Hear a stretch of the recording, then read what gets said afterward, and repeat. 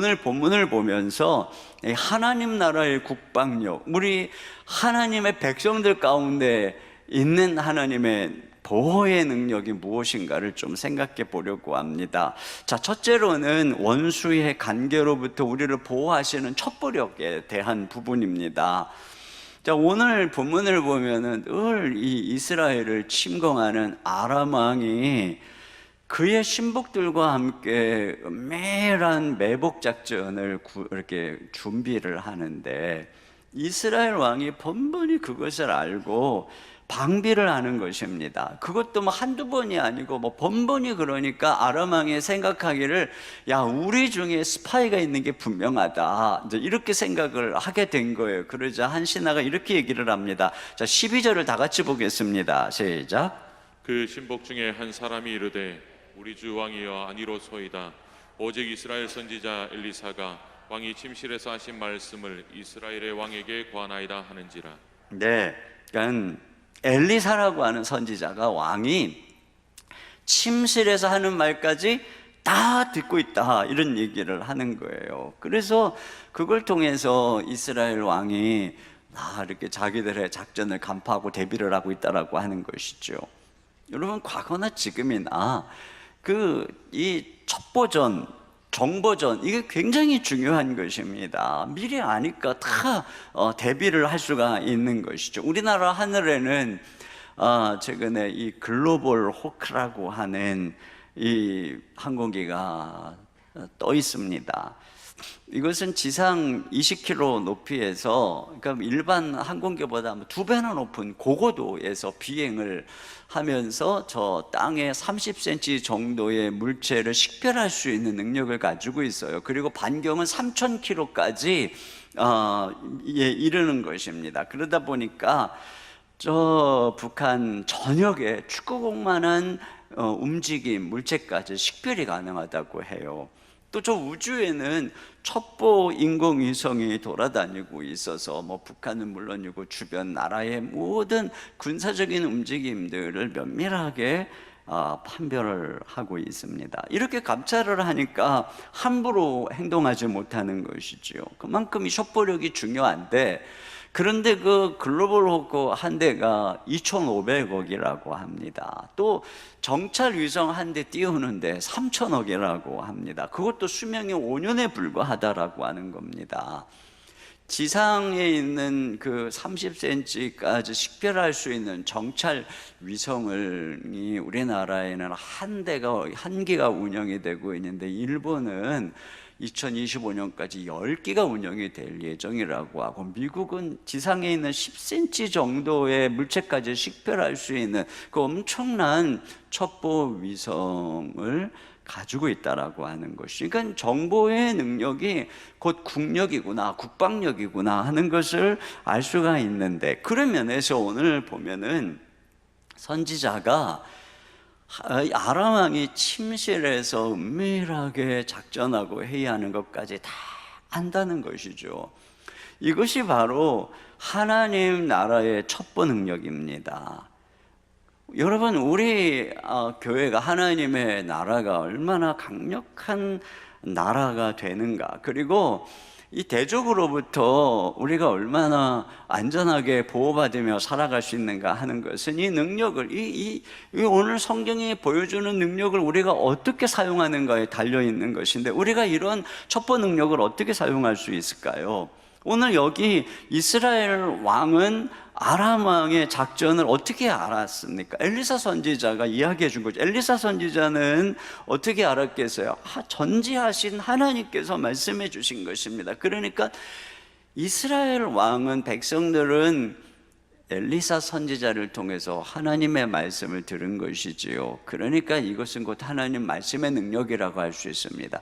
하나님의 백성들에게는 하나님 말씀이라고 하는 엄청난 무기가 있는 것이고, 이 말씀이 글로벌 호크보다도 더 강력한, 첩보 위성보다도 더 강력한 것이라는 것을 알 수가 있어요. 여러분, 하나님의 말씀은 어떻게 우리로 하여금 마귀의 간계와 유혹을 분별할 수 있게 해주는 것일까요? 첫째로는 이 하나님의 말씀의 특징은 순결하고 정직하기 때문입니다. 시편 19편 7절 8절 같이 봅니다. 시작. 여호와의 율법은 완전하여 영혼을 소성시키며 여호와의 증거는 확실하여 우둔한 자를 지혜롭게 하며 여호와의 교훈은 정직하여 마음을 기쁘게 하고 여호와의 계명은 순결하여 눈을 밝게 하시도다. 네. 그러니까 하나님의 말씀이 완전하고 확실하고 정직하고 순결하고 그러기 때문에 여러분, 이 하나님의 말씀을 우리가 묵상하면 그 하나님 말씀에 의해서 우리 안에 있는 거짓된 것들이 드러나고 그런 것들을 제거하게 되고, 그렇게 할 때에 우리 안에 지혜를 얻게 되고 하나님의 뜻을 알게 되는 것입니다. 우리가 대부분 마귀의 시험과 유혹에 넘어가고 있는 것은 우리 안에 있는 이 거짓된 마음 때문에, 욕심 때문에 그런 것입니다. 우리 안에 있는 정욕 때문에 시험에 빠지게 되는 것입니다. 여러분, 마귀가 예수님을 시험할 때 무엇으로 시험을 했습니까? 돌로 떡을 만들어 배고플 때 말이죠. 또 이 천한만국 영광을 보여주면서 또 천사가 너를 뛰어내리면은 그 기적을 보여줄 거라고 하는 그런 어떤 그런 마음들 말이야. 이런 것들을 자극하는 거죠. 그런데 예수님께서는 어떻게 이깁니까? 말씀으로 이기는 것입니다. 하나님의 말씀으로 그 모든 정력과 거짓된 것을 구별해서 예수님이 하실 바들을 알게 되고 분별하게 되는 것이에요. 이것이 바로 하나님 말씀의 능력입니다. 우리가 매일매일 하나님 말씀을 묵상하고 말씀이 우리 안에 있으면 우리는 마귀의 시험과 덫으로부터 벗어나게 되는 것입니다. 또 하나는 이 하나님의 말씀은 지혜의 영이신 성령님의 감동으로 쓰여진 것이기 때문에 그렇습니다. 이사야 11장 2절입니다. 시작. 그 위에 여호와의 영, 곧 지혜와 총명의 영이요 모략과 재능의 영이요 지식과 여호와를 경외하는 영이 강림하시리니. 네, 여러분, 그래서 우리가 하나님의 말씀을 듣고 묵상할 때에 성령님께서, 그 모든 것을 다 아시는 성령님께서 우리의 삶에 꼭 필요하도록 말씀을 적용케 하시고 깨닫게 해주시는 것입니다. 제가 하나님의 말씀을 이렇게 깨닫고 또 말씀을 준비할 때도 제가 믿는 것은 우리 모든 성도들의 마음을 아시고 우리 교회의 상황을 아시는 성령께서 나에게 그런 말씀을 깨닫게 하실 것이라고 하는 믿음 때문이고, 또 한 가지는 이런 동일한 말씀을 듣지만 성령께서 듣는 모든 성도들에게 각자의 상황에 맞게 이 말씀을 적용하고 깨닫도록 인도하실 거라고 하는 믿음을 가지고 그렇게 하는 것이에요. 그래서 우리가 이 말씀을 통해서 원수의 괴계를 이길 지혜를 얻게 되는 것이에요. 시편 119편 98절입니다. 시작. 주의 계명들이 항상 나와 함께하므로 그것들이 나를 원수보다 지혜롭게. 그렇습니다. 하나님의 말씀이 원수보다 지혜롭게. 그래서 뭐라고 고백하냐면 105절에 주의 말씀은 내 발의 등이요 내 길의 빛이니이다. 이것이 바로 하나님 말씀의 능력입니다. 그렇기 때문에 보세요, 이 싸움이 어디서 일어나고 있나, 영적 싸움의 최전선이 어디인가를 보게 되죠. 13절입니다. 시작. 왕이 이르되 너희는 가서 엘리사가 어디 있나 보라. 내가 사람을 보내어 그를 잡으리라. 네, 그들이 누구를, 그들의 작전을 변경하죠. 이 하나님의 말씀을 전하는 엘리사를 잡아야 되겠다. 그래서 하나님의 말씀의 통로를 막으려고 하는 것이에요. 이게 바로 오늘날 원수가 가장 집요하게 공격하고 있는 타겟인 것입니다. 첫째가 무엇이에요? 말씀의 권위를 공격하고 있어요. 지금 악한 마귀는. 그래서 성경을 공격합니다. 성경이 오래된 신화책인 것처럼, 사람이 쓴 윤리책인, 철지는 윤리책인 것처럼, 십자가와 부활의 말씀을 신화인 것처럼 이렇게 말씀의 권위를 공격하고 있습니다. 또 말씀을 전하는 목회자들을 공격하고 있습니다. 그래서 많은 목회자들이 유혹을 받아서 넘어지고 건강이 상하여 넘어지고 이런 일들이 일어났죠. 그리하여서 말씀을 전하는 자들의 권위를 무너뜨리고 있습니다. 또 말씀을 못 듣게 하는 것이 마귀의 전략입니다. 이것이 지금 코로나19 때 우리가 경험하고 있는 가장 큰 공격이에요. 그게 무엇입니까? 예배에 약합니다. 그리고 또 무엇입니까? 말씀에 약합니다. 우리가 예배를 통해서 함께 모여서 가득 모여서 찬양하고 마음껏 이 현장에서 살아있는 성령의 능력 가운데 우리가 같이 말씀을 듣는 이것이 지금 얼마나 현저하게 약해지고 있는지 몰라요. 여러분, 우리가 코로나 시기에 온라인으로 예배를 드리는 것은 정상적인 것이 아니죠. 지금 방역수칙 때문에, 이 코로나19 때문에 우리가 어쩔 수 없이 비상적인 방법으로 온라인으로 예배를 드리고 있는 것입니다. 그런데 오늘날 사람들이 이것을 뉴노멀이라는 거예요. 뉴노멀, 새로운 새로운 정상이래요. 여러분, 이게 정상인 것인가요? 많은 사람들이 마치 과학기술 문명 시대에는 이와 같이 온라인으로 예배를 드리는 것이 뉴노멀인 것처럼 생각을 하고 있습니다. 그렇지 않습니다. 이것은 비상시에, 비정상적 상황이지만 비상시의 방법입니다. 여러분, 이스라엘 백성들이 광야를 지나는, 정착할 곳이 없어서 농사 지을 곳이 없는 광야를 지나는 동안에 하나님이 주신 비상식량이 무엇입니까? 하늘에서 내리는 만나입니다. 그러나 그들의 가나안 땅에 들어가자 만나가 그칩니다. 이제 그곳에서 나는 소산을 먹으라고 하는 것입니다. 여러분, 군에서 행진할 때, 행군할 때, 그럴 때 먹는 비상식량 뭐죠? 건빵입니다. 건빵. 그런데 모든 훈련 행군을 마치고 자대에 돌아와서도 나 밥 먹으러 가는 거 귀찮아, 건빵이나 먹을래. 만약에 군인이 그렇게 건빵만 먹고 있다면 그는 영양실조의 허약함으로 전혀 대적을 이길 힘을 얻지 못하게 될 것입니다. 마찬가지죠. 지금 우리가 온라인으로 예배를 드리는 이것은 뭐예요? 비상식량인 것입니다. 건빵이에요. 지금 이 코로나19로 말미암은 이 상황 속에서. 그런데 이제 나올 준비를 해야죠. 이제 20% 30% 위드 코로나가 돼서 30% 40% 50% 이렇게 되면, 여러분, 이제는 내가 나올 수 있는 상황이 되었는데도 불구하고 나는 귀찮아, 그냥 온라인으로 예배드리는 게 좋아, 그건 뭐예요? 나 건빵 먹는 걸로 대신하겠다라고 하는 것입니다. 그렇게 되면 어떻게 되겠어요?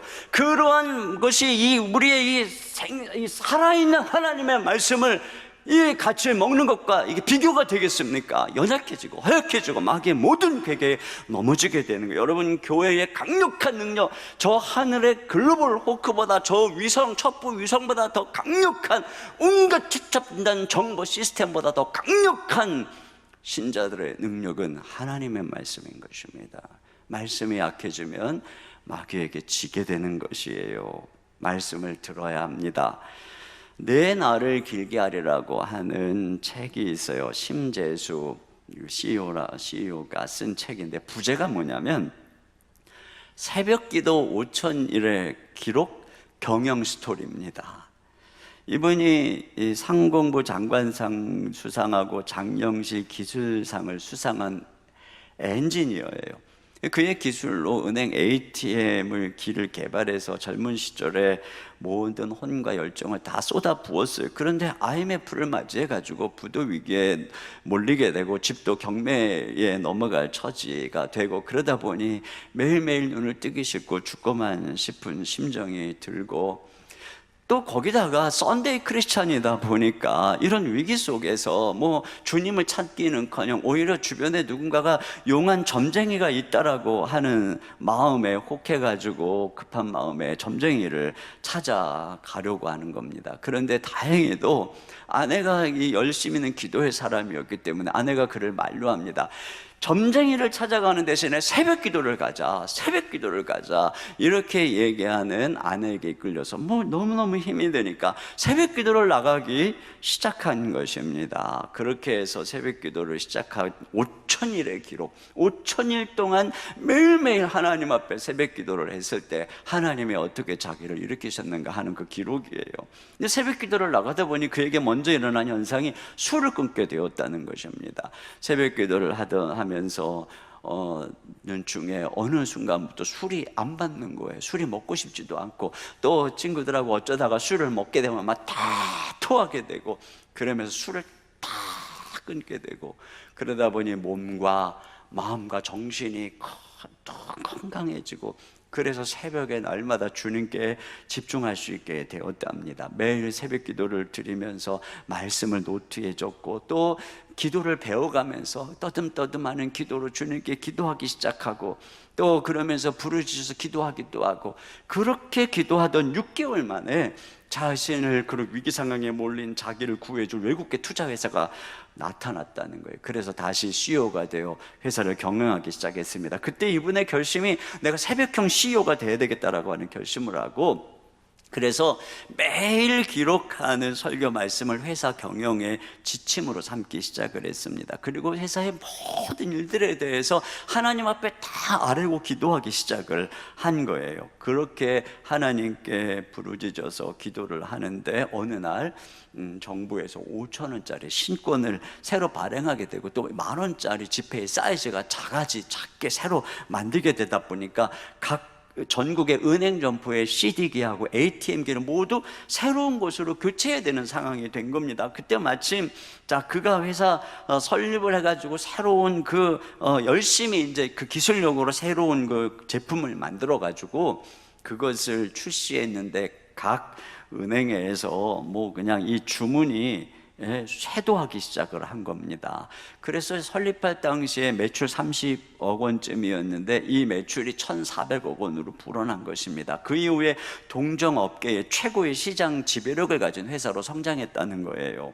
사람들이 경영의 노하우가 뭐냐고 물어보면 이분이 말하는 게 두 가지입니다. 첫째로는 자기의 모든 경영 노하우는 다 성경에서 배웠다는 겁니다. 아까도 말씀드린 것처럼 새벽 기도 때 또 주일 말씀 때 묵상한 또 전한 말씀을 다 노트에 적고 그것을 적용하면서 사업에 적용했다는 거예요. 어느 날 이드로가 모세에게 10부장 100부장 제도를 제안한 것을 보고 거기에서 그 회사의 모든 조직을 수평적으로 만드는 그런 아이디어를 얻게 되고 또 7지사의 말씀을 듣고 묵상하면서 직원들을 훈련하는 프로그램들을 만들게 되고 또 어느 날 목사님이 설교하는 중에 그리스도인들에게 관계의 중요성에 대해서 말씀하는 그 말씀을 통해서 내가 관계 경영을 해야 되겠다라고 생각을 하는 이런 지혜를 얻게 되고, 그러면서 이분이 하는 말이 성경의 어떤 경영학 책도 아니고 어떤 무엇도 아니고 성경이 경영을 하는 데 있어서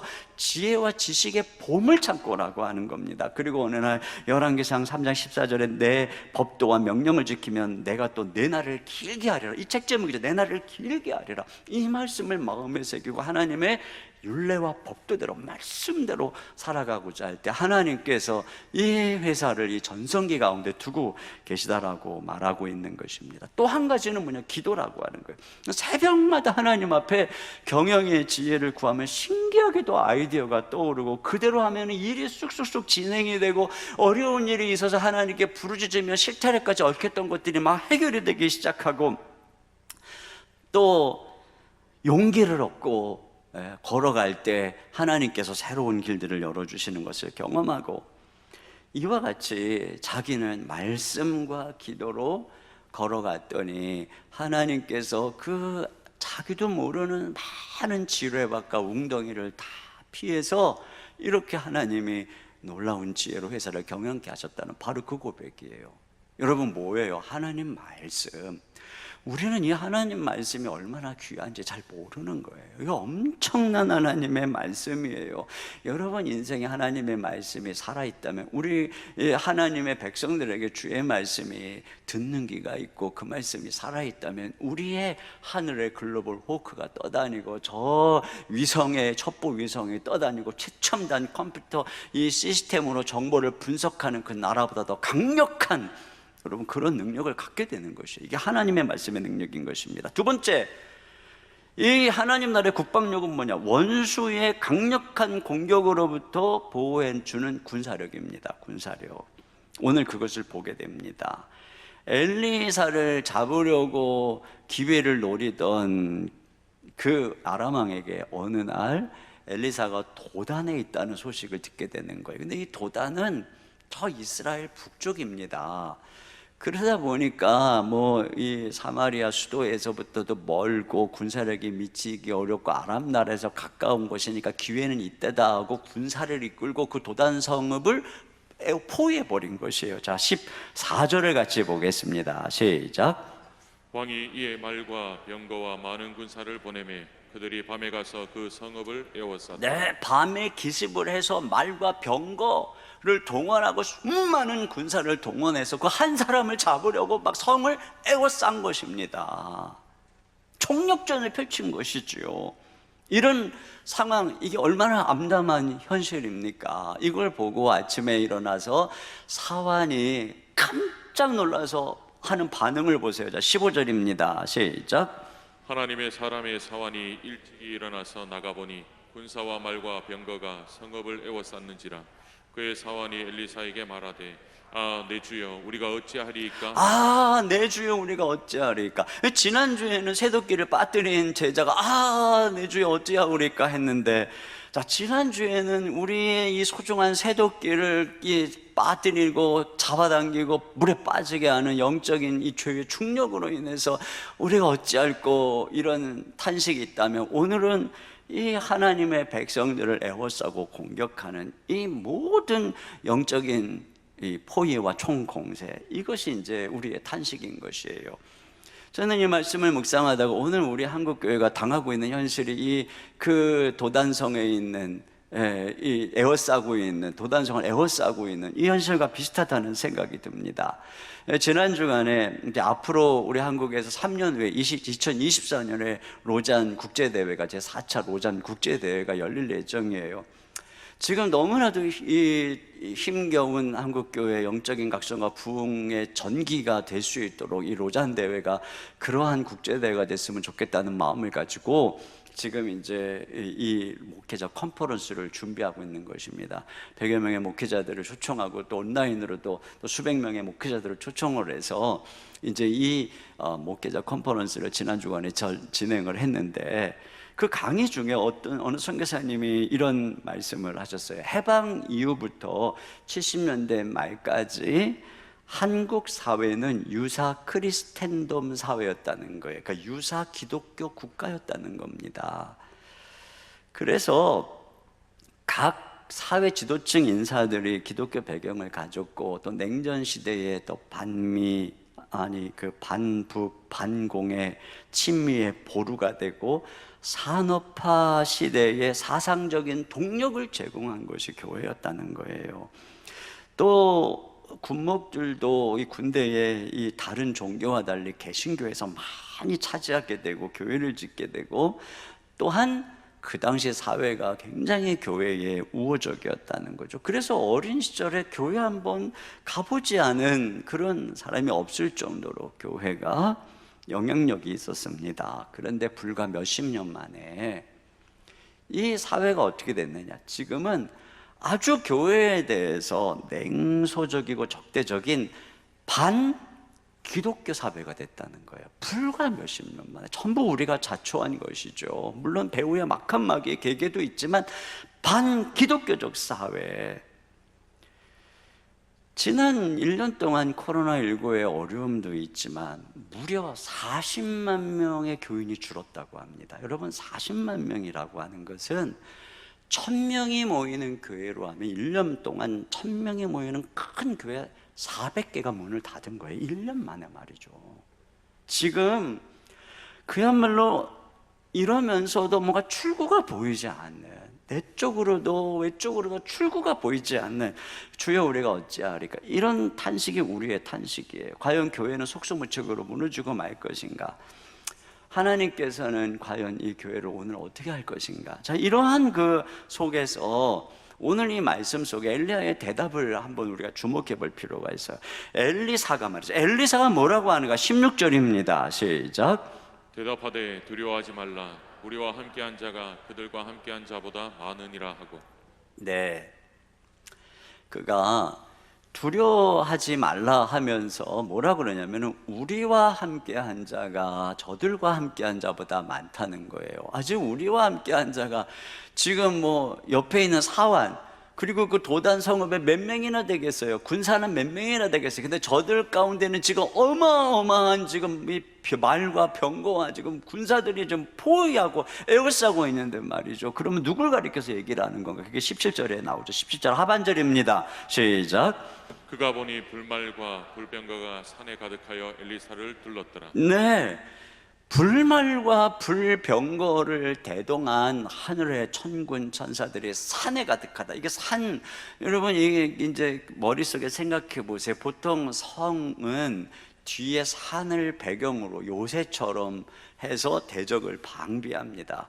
그러니까 엘리사가 성 벽에 올라가서 저 대적을 바라보고 있는데 산에 불말과 불병거가 가득하다는 것은 엘리사의 뒤에 그를 에워싸고 호위하고 있는 하늘의 군대가 가득 포진하고 있는 것이고, 저 앞에는 대적들이 팍 에워싸고 있는 상황인 것이죠. 그런데 지금 엘리사의 말이 뭐냐?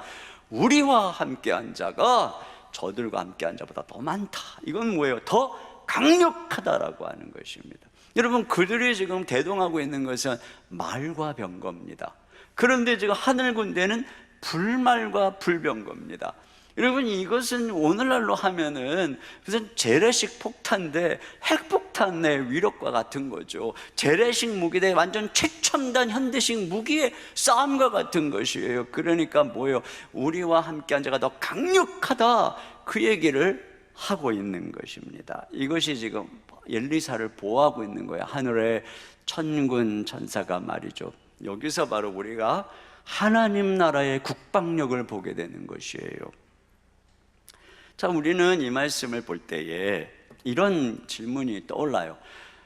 목사님, 그 천사의 얘기가 오늘 이 20세기 과문명식의 시대에도 그게 지금 적용이 되는 얘기겠습니까? 특히 신약에 지금 천사가 우리하고 무슨 상관이 있습니까? 그건 신화 아닙니까? 이렇게 생각하는 그런 질문들이 떠오르는 분들이 있을 거예요. 그런 면에서 신약에서, 우리 신약 성경에서 우리 주님께서 이 천사에 대해서, 이 천사와 우리 인간의 관계에 대해서 뭐라고 하는지 잠깐 생각해 볼 필요가 있어요. 이 말씀을 전할 때 조금 어렵다라고 느끼는 분이 있을 수 있어요. 조금, 제가 미리 말씀을 드립니다. 조금 어렵다라고 느낄 수도 있어요. 근데 어렵진 않아요. 저는 설교를 어렵게 안 해요. 여러분이 이해 못할 뿐이지. 말이 좀 이상하죠, 제가 해놓고도. 자, 어쨌든 한번 보겠습니다. 히브리서에 이 천사와 우리의 관계에 대해서 이렇게 얘기를 하는 말씀이 있어요. 히브리서 2장 7절에 보면 우리 인간이 그를 잠시 동안 천사보다 못하게 하시며, 이렇게 기록합니다. 자, 우리 인간이 죄로 말미암아서 잠시 동안은 이 땅에 있는 동안 천사보다 못하대요. 우리가 저 천사보다 비천한 위치에 있다는 거죠. 여러분, 이 이야기는 우리가 우리의 필요에 따라서 천사를 향해서 와라 가라 할 수 있는 그런 존재가 아니라는 것이죠.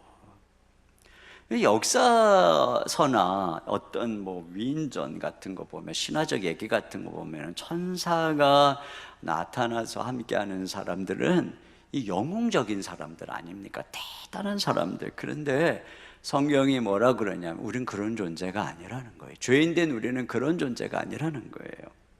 그런데 히브리서는 이 천사보다 비천한 죄로 처지에 있는 우리를 구원하시려고 예수님도 천사보다 잠깐 못한 존재로 오셨다, 이렇게 얘기를 하고 있어요. 9절 말씀입니다. 자, 시작. 오직 우리가 천사들보다 잠시 동안 못하게 하심을 입은 자, 곧 죽음의 고난 받으심으로 말미암아 영광과 존귀로 관을 쓰신 예수를 보니. 네, 앞에서는 사람에 대한 것이고 뒤에서는 예수님이 천사보다 못하게 하심을 입고 우리랑 똑같은 모습으로 오셨다. 그리고 죽으시고 영광과 존귀의 관을 쓰신 분이 우리 예수님이다, 이렇게 얘기하는 거예요. 여러분, 주님께서 십자가에 달려 잡히시기 전날 밤에 예수님을 잡으러 온 자들을 향해서 베드로가 칼을 뽑잖아요. 대사장 종의 귀를 내리친단 말이죠. 그때 예수님께서 베드로에게, 제자들에게 이렇게 말씀하셨어요. 마태복음 26장 53절입니다. 시작.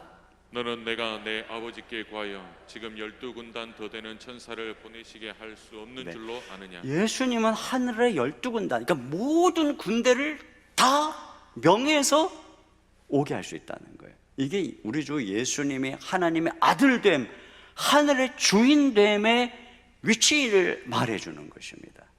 근데 주님께서 우리를 구원하시기 위해서 그렇게 안 하셨다는 거예요. 왜? 그렇게 죽으신 것이죠. 예수님께서 잡히실 때, 예수님이 십자가에서 채찍을 맞고 모진 순환과 고난을 당할 때 하늘의 모든 군대는 출동 준비 완료하고 딱 대기하고 있는 것입니다. 감히 우리의 하늘의 통치자를 말씀만 하십시오. 그러나 주님께서는 끝까지 말씀하지 않으시고 십자가에서 죽으신 것입니다. 그런데 여기서 바로 주님께서는 주님이 우리와 똑같이 천사보다 잠시 동안 못하심을 입은 자로서 그렇게 하신 거예요. 우리랑 똑같이 천사들을 명해서 오라 하시지 않았다는 거예요. 우리가 그렇게 할 수 없다는 겁니다. 그게 우리의 처지라는 거예요. 그런데 예수님께서 그렇게 하신 이유는 우리를 구원하시려고. 그리고 예수님이 우리를 위해 십자가에 죽으심으로 그럼 우리가 어떻게 되었느냐? 우리가 하나님의 자녀가 된 거예요. 하나님의 아들들, 상속자가 된 것입니다. 그럼 우리 다 배웠잖아요. 근데 여러분, 천사는 하나님의 종들이에요. 사역자들이지 자녀가 아닙니다. 예수님, 하나님의 아들이신 예수님께서 우리 위해 죽으심으로 우리를 천사보다 높은 신분으로 올려주신 것입니다. 그래서 우리 위치가 어디에 앉아 있는 거라고 얘기하고 있냐면, 우리가 예수님을 믿는 순간 예수님과 함께 죽고 예수님이 부활할 때 그분과 함께 부활해서 새 생명을 얻고 그 예수님이 승천하실 때 우리도 그분과 함께 올리움을 받아서 예수님과 함께 앉아있다. 이게 성경의 이야기잖아요. 그럼 우리가 예수님과 함께 어디에 앉아있을까? 예수님이 앉아있는 곳이 우리가 앉아있는 곳이란 말이에요. 베드로전서 3장 22절입니다. 시작. 그는 하늘에 오르사 하나님 우편에 계시니 천사들과 권세들과 능력들이 그에게 복종하느니라. 그렇습니다. 천사, 권세, 능력, 천사와 마귀, 모든 하늘에 있는 존재들이 그 능력 앞에 굴복하고 복종하는 바로 그 통치자의 자리에 우리 주 예수님이 앉아 계신데 우리가 그분과 함께 앉아 있다. 그분과 함께 우리가 만물을 통치하는 왕 같은 제사장으로 앉아 있다. 이것이 예수님께서 우리에게 주신 위치라고 하는 것입니다. 그러므로 바울이 고린도전서에서 이렇게 얘기합니다. 고린도전서 6장 3절에 우리가 천사를 판단할 것을 너희가 알지 못하느냐. 이게 우리의 신분이라는 거예요. 우리가 그리스도와 함께 만물, 그 만물 안에는 천사도 포함되는 거예요. 천사도 다스린다, 판단한다. 이게 우리 위치라는 것입니다. 교회의 위치라는 거예요. 예수님이 그렇게 만들어 주셨다는 거예요. 그래서 히브리서가 이렇게 얘기하는 거예요. 히브리서 1장 14절입니다. 시작. 모든 천사들은 섬기는 영으로서 구원받을 상속자들을 위하여 섬기라고 보내심이 아니냐. 그렇습니다. 모든 천사들은 구원받은 성도들 교회를 섬기라고 부름받았다. 그래서 사도행전에 보면은 천사가 하나님의 백성들을, 종들을 돕는 것을 보게 됩니다. 사도들이 복음 전하다가 옥에 갇혔을 때에 사도행전 5장 18절입니다. 시작. 사도들을 잡아다가 옥에 가두었더니 주의 사자가 밤에 옥문을 열고 하나님이 천사를 보내서 그들을 끄집어내 주는 것을 알게 되죠. 베드로가 옥에 갇혔을 때에도 12장에 보니까 주의 사자가, 천사가 나타나서 그를 옥에서 끌어내는 것을 보게 됩니다. 헤롯이 교만해가지고 하나님께 영광 돌리지 않고 자기 자랑하니까 천사가, 주의 사자가 그를 쳐서 충이 먹어, 벌레가 먹어 죽는 일이 벌어지죠. 바울이 유라굴로 광풍으로 난파해서 두려움 속에 지낼 때에 주의 사자가 밤에 바울에게 나타나서 네가 가이사 앞에 설 것이다, 두려워하지 말라. 이렇게 하나님의 백성을, 사람을 안심시키고 위로하는 것을 보게 됩니다. 이건 천사는 하나님의 백성이 해를 당하거나 상처를 입지 않도록 지켜주는 거예요. 구약에 보면 다니엘이 사자 굴에 던져졌을 때 천사가 나타나서 사자의 입을 탁 막고 다니엘을 보호하고 있는 것을 알 수가 있어요. 오늘 본문에도 엘리사를 완전히 군대가 호위하고 있지 않습니까? 악한 세력으로부터 하나님의 백성을 보호해 주는 것입니다. 어느 한 선교사 가정이 선교지에서 어느 타 지역으로 이동을 가족과 함께 하게 되었어요. 위험한 지역입니다. 그런데 해가 저물고 하니까 한 마을 가까운 곳에서 차 안에서 노숙을 하게 된 거예요.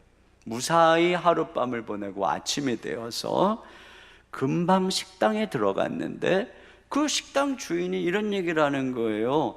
지난밤에 당신들 주위를 두르고 있었던 사람들이 누구냐고 말이죠.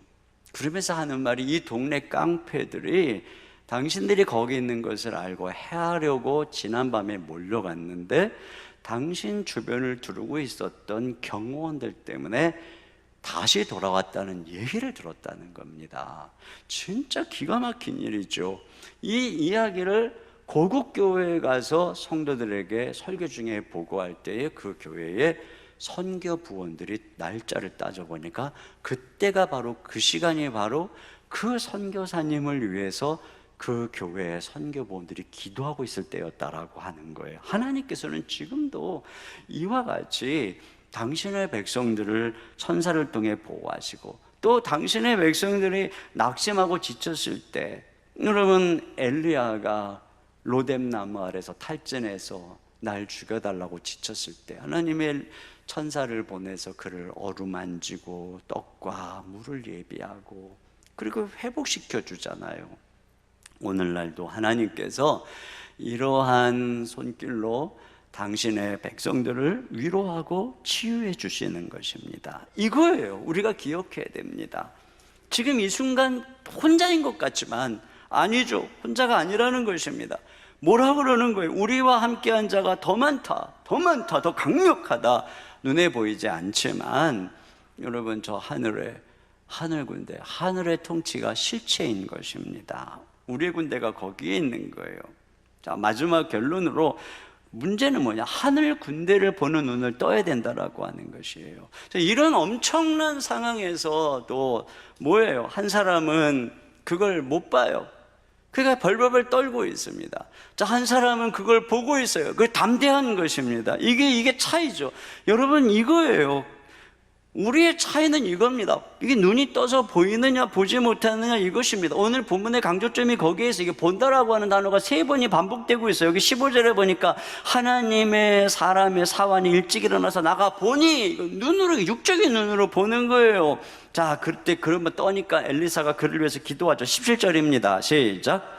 기도하여 이르되 여호와여 원하건대 그의 눈을 열어서 보게 하옵소서 하니 여호와께서 그 청년의 눈을 여심해 그가 보니 불말과 불병거가 산에 가득. 네, 기도하니까 눈이 열렸어요. 보니까 하늘에 불말과 불병거가 보이는 겁니다. 어마어마한 군대가 두르고 있는 이 영적 현실을 보는 거예요. 이에 눈이 열려야 되는 것입니다. 여러분, 신앙생활은 눈이 열리는 거예요. 메시아가 이 땅에 오셔서 행하신 기적 중에 하나가 소경의 눈을 뜨는 표적을 행했습니다. 이게 무엇입니까? 우리의 눈을 뜨게 하는 것입니다. 그래서 우리가 예수님을 믿으면 눈이 열리는 것입니다. 눈이 열리는 거예요. 상황이 바뀌기 전에 눈이 열리는 것입니다. 말씀을 보는 눈이 열리는 것입니다. 이 말씀을 통해서 이 실체를 보는 것입니다. 눈 열린다 그래서 환상을 보는 이런 차원을 넘어서 하나님의 말씀을 믿음으로 보게 되는 것입니다. 성령께서 우리에게 믿음을 주시고 이 말씀이 믿어지고 깨닫게 되고 이 말씀이 실체로 우리 마음에 와닿게 되고, 그래서 믿음의 선진들은 믿음으로 보고 확신하며 삶을 걸고 나아갔던 것입니다.